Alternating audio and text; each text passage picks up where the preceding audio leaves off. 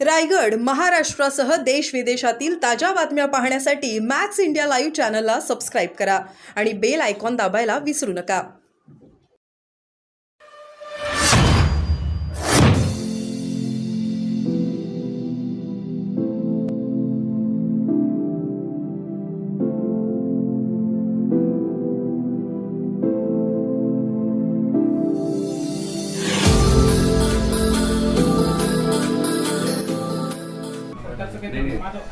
नाही तो होता की आता एकमेव शिवसेनेचे मंत्री जिल्ह्यात आहेत, त्यांच्या तर पत्रात पडणार नाही ना पालकमंत्री. त्याचा निर्णय नचिंत सांगितले. ठीक आहे, चलो. असं आहे की एक नाना पटोले असं म्हणाले की आता आम्ही 288 मतदारसंघात तयारी करतोय लढणार. बरोबर आहे. नाना पटोलेंनी जे सांगितलं त्यांची वाढलेली ताकद किंवा त्यांचे आलेले निवडून आलेले खासदार या बेसवर पक्ष वाढवण्याचा अधिकार निश्चित त्यांना आहे. ज्यांनी त्यांची पालखी वाहिली होती, त्यांच्या पालखीचे जे खांदेकरी होते, त्यांनी आता त्यांची पालखी घेऊन पुन्हा जावं. ते 288 मतदारसंघामध्ये निवडणूक लढवतील आणि विजय हा त्यांचा हो का पराजय हो, हे पालखीचे भुई जे असतील त्यांना फक्त आता तेवढंच काम राहिलेलं आहे. म्हणून तुम्ही काय केलं, काय कमवलं, काय गमवलं, आताही जर उभाटा गटाच्या लोकांनी विचार केला नाही तर भविष्यामधलं चित्र हे तुम्हाला पालखी वाहण्यापासून रोखणार नाही. म्हणून आता ही वेळ गेलेली नाही. त्यांनी पुन्हा या काँग्रेस आणि राष्ट्रवादीमुळं उभाटाचं काय नुकसान होतं याचं चिंतन मनन केलं पाहिजे. संजय राऊत काय बोलते म्हणून त्याच्यावर जर पक्ष चालत असेल तर पक्षाची वाट लागल्याशिवाय राहणार नाही. पालखीचे भोई कोण आहेत नेमके? उभाटा गटाचे लोक आहेत. काँग्रेसच्या पालखीचे? काँग्रेसच्या पालखीचे. आणि करावं लागेल. भाऊ मोठा आहे, तो मोठ्या भावाची पालखी नाही होणार. हे छोट्यांचं कामच आहे त्यांना सांभाळून घेणं. तुमच्याकडे कोण आहे? आमच्याकडे आम्हीच मोठे आहोत. आमचा स्ट्राईक रेटच मोठा आहे. पालखीचे भोई तुमच्याकडे? आमच्याकडे आमचा स्ट्राईक रेट मोठा आहे आणि मोठेच आहोत. राज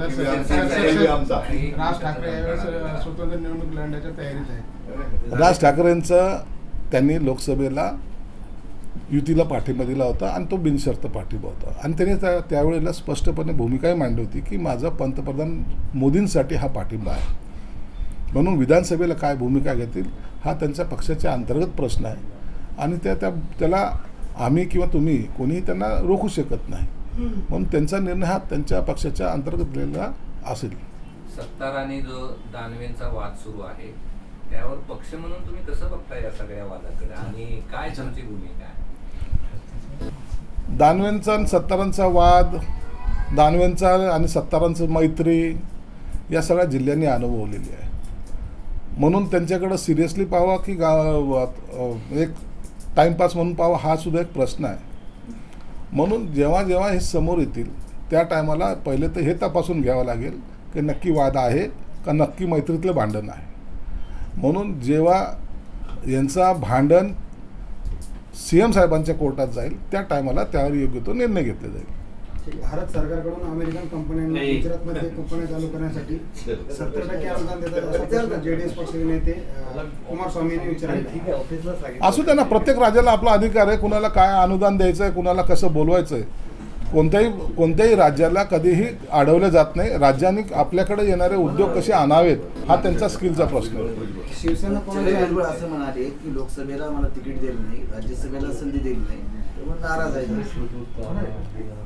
भुजबळ आता कोणत्या कोणत्या गोष्टीवर नाराज असतात हे दरवेळेचा प्रश्न आहे. परंतु याचा निर्णय आता एक वेळेला फायनल निर्णय ज्याला म्हणतात तो अजितदादांनी घेतला पाहिजे. ह्या नाराजीच्या बातम्या ह्या महायुतीसाठी त्रासदायक आहे, डोकेदुखी आहे एवढं मात्र निश्चित. सुनेत्र पवार यांना खासदारकी दिल्यामुळं त्यांचा आणखी जास्त नाराजी वाढत चाललेली आहे. कारण सुनेत्र पवार म्हटलं की जनतेच्या आदेशाने झालं, जनतेचा आदेश असता तर निवडून आले असते असे वेगवेगळे आणि ज्येष्ठ असून मला टाळलं म्हणतात. आता अनेक ज्येष्ठाला टाळलं जातं. राजकारणामध्ये सगळ्या ज्येष्ठाचा सन्मानच केला जातो असं काही नाही आहे. मंत्रिमंडळाचा विस्तार आणि भुजबळाची नाराजी हे काय समीकरण झालंय का सारखंच झालंय? कुणालाच कळत नाही. मंत्रिमंडळाचा विस्तार हा वेगळाच भाग आहे. परंतु भुजबळांची नाराजी हा रोजचाच भाग आहे. म्हणून आता याच्यातून त्याच्यात जमीन आसमानचा फरक आहे. शिवसेना कोणाची यावर एक नवीन वाद समोर येतो आता निवडणूक आयोगाच्या निर्णयावर की ठाकरेंच्या शिवसेनेचे 9 खासदार निवडून आलेत आणि शिंदेच्या शिवसेनेचे 7 खासदार निवडून आलेत. तर यावरनं ठाकरेंना आता 16% तर शिंदेना 12% मतं मिळतील. यावरनं निवडणूक आयोगाच्या निर्णयावर शंका उपस्थित केली जाते. असं नसतं. या अशा टक्केवारीवर किंवा अशा गणितावर राजकारण मांडलं जात नाही. ठाकरेंनी लढवलेल्या जागा किती आहेत? तर 22 आहेत. शिवसेनेने लढवलेल्या जागा किती? तर 15 आहेत. कसं तर कम्पेअर कसं करणार? त्या कम्पेअरच्या हिशोबाने आमचा जो रेट आहे तो आमचा स्ट्राईक रेट जो आहे तो 46% आहे. म्हणून आमच्या जागा ह्या मुद्दा त्या बाणाने आमच्या जास्त जागा आलेल्या आहेत. भाजपपेक्षा तुमचा स्ट्राईक रेट चांगला असं म्हणायचं का तुम्हाला? आमचा स्ट्राईक आमच्या दृष्टिकोनातून सर्वात चांगला आहे. भाजपने काहीतरी 27 आल्या किती काय?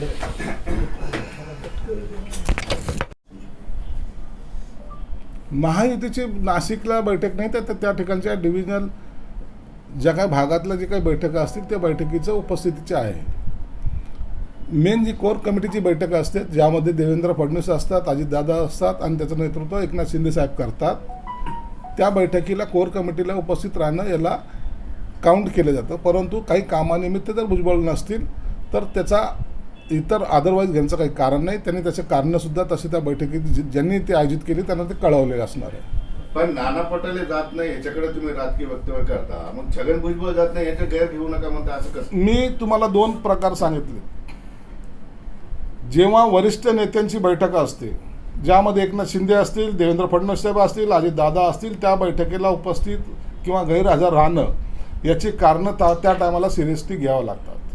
त्याच प्रकारे 4 दिवसापूर्वी जे बैठक आयोजित केली होती आजच्या दिवसासाठी ती 4 दिवसापूर्वी केलेली बैठक आहे आणि त्या बैठकीला उद्धव साहेब आहेत, शरद पवार साहेब आहेत आणि मग काँग्रेसचे नाना पटोले साहेब अपेक्षित होते, ते येत नाही. ही चर्चेचा विषय आहे. बरं, नाही, छगन भुजबळांच्या संदर्भातला एक प्रश्न असा आहे की विजय वडेट्टीवार असं म्हणाले की छगन भुजबळ यांना अजित पवार यांच्यासोबत जायचं नव्हतं, त्यांनी मला खासगीत सांगितलं. म्हणजे भुजबळांना अजित पवारांबरोबर जायचं नव्हतं हे विजय वडेट्टीवारांना खासगीत सांगितलं असं त्यांचं म्हणणं. कोणी कुणाला राजकारणाच्या या आखाड्यामध्ये कोणी कुणाला खाजगीमध्ये अनेक गोष्टी सांगत असतात. आम्हालाही वडेट्टीवारांनी खाजगीत काय सांगितलं हे जर तुम्हाला सांगितलं तर त्यांची पंचायत होईल. म्हणून खाजगीमध्ये बोलणं वेगळं आणि प्रॅक्टिकल चालणं हा वेगळा भाग असतो. काँग्रेसचे अनेक नेते जे आमच्याही संपर्कात आहेत त्यांनी खाजगीत कुणाला काय काय बोललं याचा पाढा वाचण्यासाठी आमच्याकडे वेळ नाही आहे. म्हणून जे काही कालावधी आहे त्या कालावधीमध्ये काम करणं हे आमचा उद्देश आहे. पण यात सत्यता किती वाटते तुम्हाला? काय असं नसतं, खाजगीत खूप काही बोलत असतात. वडेट्टीवार कुठं त्या काँग्रेसमध्ये राहणार होते. म्हणून आता हे खाजगीतलं बोलणं हे काही ऑन रेकॉर्ड येत नाही ना. म्हणून भुजबळ काय बोलले किंवा मी काय बोललो किंवा आणखीन कोणी काय बोललं, अहो कोण आहे तिथं समाधानी, कोण आहे महाविकास आघाडीमध्ये? प्रत्येकजण वेगवेगळ्या पद्धतीची वाट आपल्याकडं जायला तयार आहेत आणि ह्याचा प्रत्यय तुम्हाला ह्या महिन्याभरामध्ये अधिवेशनाच्या काळात येईलच ना. वडेट्टीवार कुठं काँग्रेसमध्ये राहणार होते असं म्हणले, तर त्याचा अर्थ काय?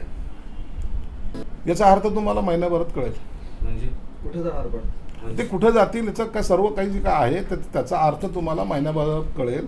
आता अचानक उद्भवलेली जी परिस्थिती आहे, जी काँग्रेस झोपी गेलेली होती, अचानक 1ची 13 झाली म्हणून जो कॉन्फिडन्स वाढला आहे, मग ह्या कॉन्फिडन्सला सोडू नये ह्या सगळ्या संभ्रमामध्ये काँग्रेसचे अनेक नेते आहेत आणि म्हणून हे वातावरण किती काळ टिकेल याच्यावर त्यांचं राजकीय भवितव्य अवलंबून आहे. भविष्यवाणी समजायची, तुर्तात भविष्यवाणी समजायला हरकत नाही. राज्यातल्या पराभवाबद्दल चर्चा सुरू आहे तुमच्या महायुतीमध्ये. ते नानांमुळं माझा पराभव झाला. पराभवाचे प्रत्येकजण प्रत्येक उमेदवार वेगवेगळी कारणं सांगत असतो. म्हणून आज त्यावर चर्चा करणं मला वाटतं उचित होणार नाही. या संदर्भामध्ये पक्षाच्या ज्या काही प्रमुख नेते आहेत त्यांनी यांच्या सर्वांचा अहवाल मागवलेला आहे. पुढच्या आठवड्यामध्ये ज्या सर्वच पक्ष, मग शिवसेना असेल, भाजप असेल, अजितदादाची राष्ट्रवादी असेल, या सर्वच गोष्टीचा आढावा त्या बैठकीत घेतला जाणार आहे. सुनेत्रा अशोक चव्हाण भाजपमध्ये घेणं चुकलं का? भाजपचं चुकलं का? नाही, त्याबद्दल आम्ही भाष्य करू शकत नाही. सुनेत्रा पवार यांनी जो काल अर्ज भरला तिथे ना भाजपा उपस्थित होती ना आपला पक्ष उपस्थित होता.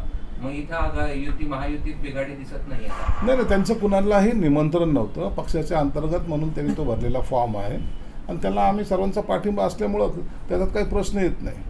ती तशी निवडणुकी बिनविरोध होणार होती आणि परंतु त्यांचा कुणालाही फोन किंवा निमंत्रण नव्हतं म्हणून कदाचित कोणी गेले नाहीत. देवेंद्र फडणवीस यांचं ड्रीम प्रोजेक्ट शक्तीपीठला शिंदे सरकारनं दुसऱ्यांदा स्थगिती दिली. कोणतं शक्तीपीठ शक्तीपीठ रस्ता केंद्राचा होता. केंद्राचा नाही तो त्या संदर्भात मला कल्पना नाही. बरं, आज शाळांचा पहिला दिवस आहे आणि शाळांना राज्य